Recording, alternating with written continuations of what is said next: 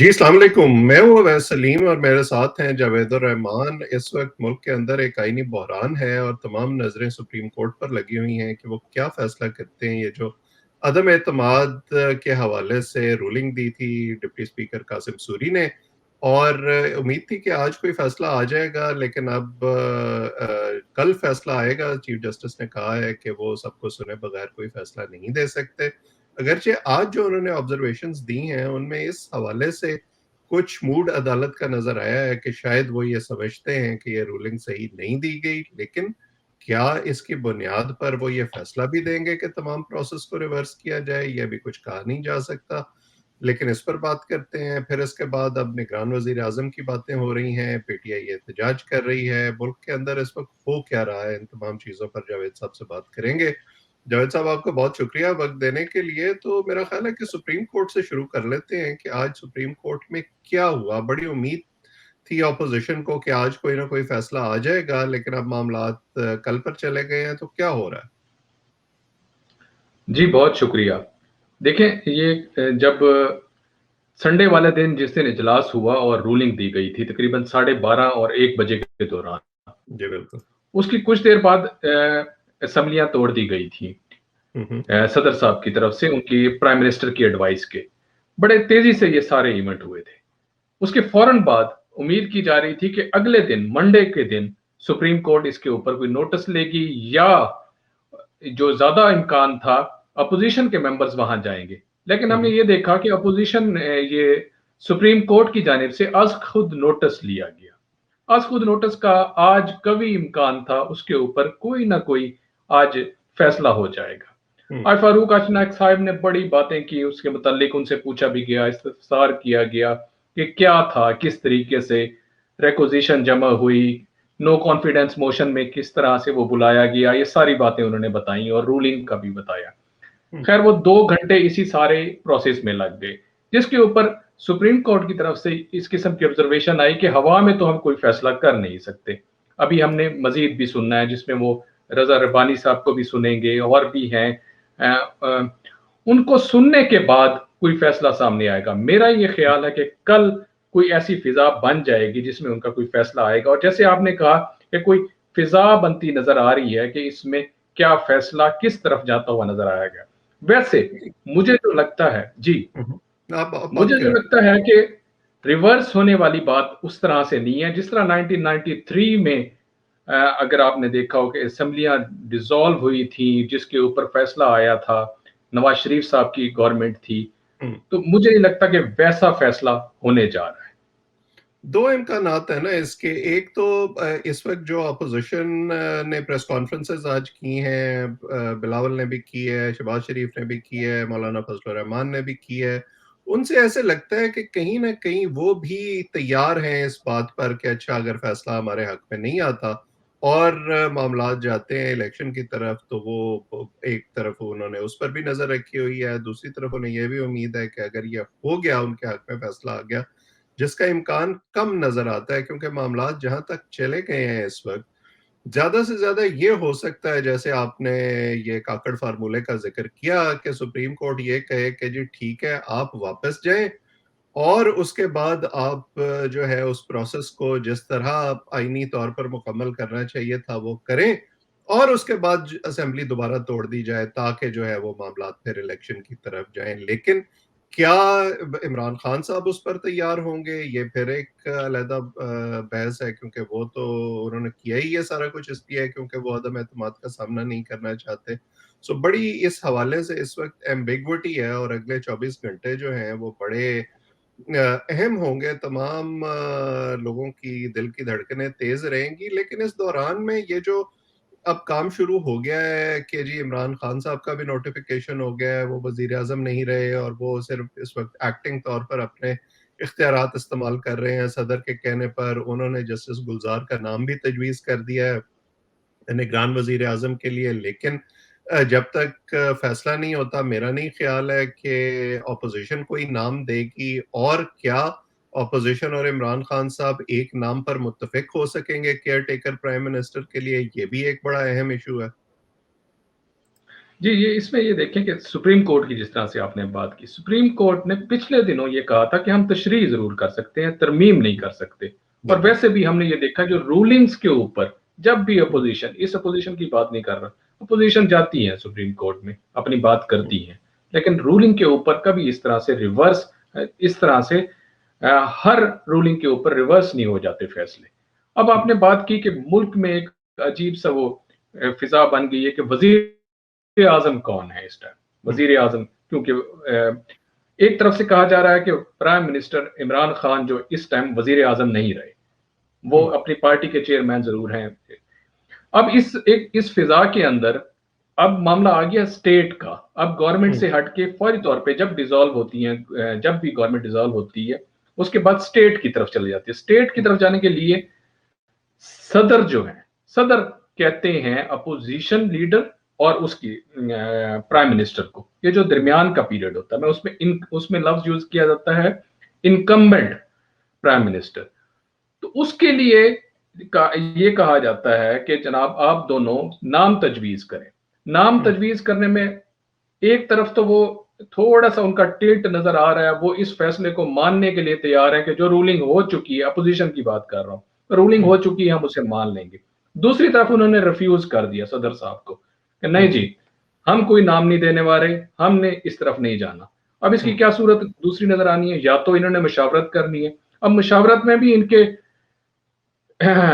Parties ज्यादा हो चुकी हैं। अब मुशावरत में वो जो जिन्हें साथ मिलाया गया वो कहते हैं हमें भी साथ मिलाएं। वो कौन है जनाब?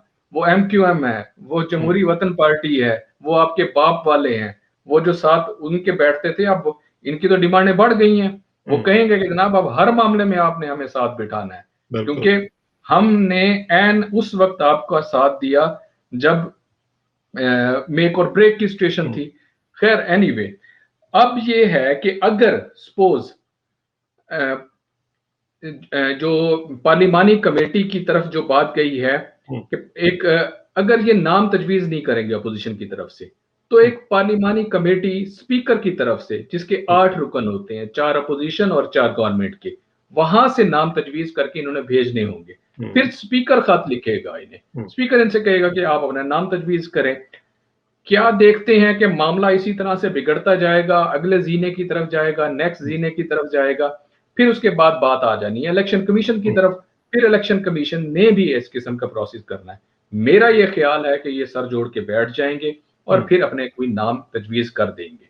जिस तरह से बिल्कुल। प्राइम मिनिस्टर इमरान खान इनसे कह रहे हैं कि आप तो इलेक्शंस की बात करते थे, तो इलेक्शन ही की तरफ तो हम लोग जा रहे हैं, तो आप लोग अपने नाम तजवीज करें या आगे बढ़ें। अब हाँ, लेकिन ये सारा मसला यहाँ ये कंटीजेंट है है कि कि वो सुप्रीम कोर्ट जो क्या फैसला अपोजिशन की तरफ से करती है जो उस पर। जी मैंने कहा अब ये कंटीजेंट है सारा कि सुप्रीम कोर्ट क्या फैसला करती है उस जी पर, उसके ये बाद या ही। यहाँ बात थोड़ी सी रुकी हुई है। हम्म। अब मसला यहाँ ये आ रहा है कि अपोजिशन कहते हैं क्यों रुकी हुई है, हम्म। क्यों आगे नहीं बढ़ रही? क्योंकि वो कहते हैं कि दिली तौर पे तो ये मान चुके हैं कि हम्म। चलें जी इस रूलिंग को हम मान लेते हैं, हमने आगे चलना है। हम्म। वो कहते हैं जो इलेक्ट्रॉनिक वोटिंग मशीन, हम्म। उसके ऊपर जो कानून साजी हुई थी, दूसरी कानून साजी किसके ऊपर हुई थी? आपकी ओवरसीज पाकिस्तानी को वोट के हक की। हम्म। वो इसको अनड्यू करने की कोशिश करना चाह रही हैं। हम्म। वो क्या उनके मुताबिक ये ठीक नहीं है, ये हम्म। ठीक नहीं तरीके से नहीं हुई थी। हम्म। तो ये मामला इस वजह से भी थोड़ा सा गंभीर हो चुका है। तो इस दौरान में ये जो शुरू कर दिया है इन्होंने, एहतजाज शुरू कर दिया है पीटीआई ने डी चौक पर, ये किस खुशी में एहतजाज कर रहे हैं, ये क्या चाहते हैं? वो कहते हैं जी हमने मेला लूट लिया, बैरूनी साजिश को नाकाम कर दिया। तो बैरूनी साजिश नाकाम होने के बाद अब मिठाइयाँ तो होंगी तकसीम और इस किस्म के जश्न तो होंगे छोटे मोटे से। तो ये उस किस्म के ये उसी तनाजुर में ये डी चौक में ये मतलब एक ये जो रिकॉर्ड है पीटीआई का कि ये बैक वक्त हुकूमत भी रहे हैं और अपोजिशन भी रहे हैं, उस रिकॉर्ड को ये बरकरार रखना चाहते हैं। मुझे लगता है हमें ज्वाइन कर लिया है अहमद वलीद साहब ने भी। आपको क्या लग रहा है कि ये चीजें किस तरफ जा रही हैं? क्या ये रिवर्स होगा सारा कुछ, या अब इलेक्शन की तरफ ही हम जा रहे हैं? जब आपकी मुख्तलिफ पार्टियों से बात हो रही है तो क्या सेंस मिल रही है आपको? देखिए कुछ ऐसा नैरेटिव बिल्ड किया जा रहा है कि जो कुछ हो गया उसको पीछे छोड़ें और आगे बढ़ें। यानी कि इलेक्शंस तो अनाउंस हो गए हैं, अब इलेक्शंस की तैयारी करें। हुकूमतों ये जितनी पार्टीज़ हैं उनको चाहिए कि वो मिल बैठ के अब डिसाइड करें अब इमरान खान साहब जो है वो तो चंद दिन के लिए प्राइम मिनिस्टर हैं, लेकिन निगरान वज़ीर आज़म तो आना ही है। वो फिर आगे 60 दिन बाद या फिर अगर सूबों की असम्बलियाँ भी जाती हैं तो 90 रोज़ के अंदर ये इलेक्शंस तो होने हैं। अच्छा, लेकिन मेन मसला ये है कि लोगों की नज़रें तो ये हैं कि सुप्रीम कोर्ट क्या करती है, क्या अनाउंस करेगी, क्या फैसला देगी। अव्वल तो लोग एक्सपेक्ट करते हैं कि वो फैसला तो यही होना चाहिए कि जो अदम एतमाद की तहरीक थी वो एज इट इज़ एग्जिस्ट कर रही है, यानी उसके ऊपर कोई चेंजेस नहीं आ सकती। जो रूलिंग है स्पीकर की उसी के ऊपर फोकस है सुप्रीम कोर्ट का कि हमने इस रूलिंग के ऊपर बात करनी है। रूलिंग अगर सुप्रीम कोर्ट समझती है कि रूलिंग जो ठीक नहीं थी, वो डिप्टी स्पीकर और स्पीकर का इशू है कि डिप्टी स्पीकर क्या स्पीकर की रूलिंग दे सकता था या नहीं दे सकता था, whatever the matter is, लेकिन ये कि सुप्रीम कोर्ट अगर ये अनाउंस कर देती है या फैसला दे देती है कि रूलिंग जो है उसकी सेट साइड कर देते हैं और कहते हैं कि नहीं ये ruling according to the constitution नहीं है, इलीगल है, तो फिर तो वो अदम एतमाद की तहरीक जो है वो बहाल हो जाती है और प्राइम मिनिस्टर इमरान खान नहीं रहते। फिर अपोजिशन जो है वो नया प्राइम मिनिस्टर चुनेगी, वो फिर डिसाइड करेगी कि उन्होंने इलेक्शन कब कराने।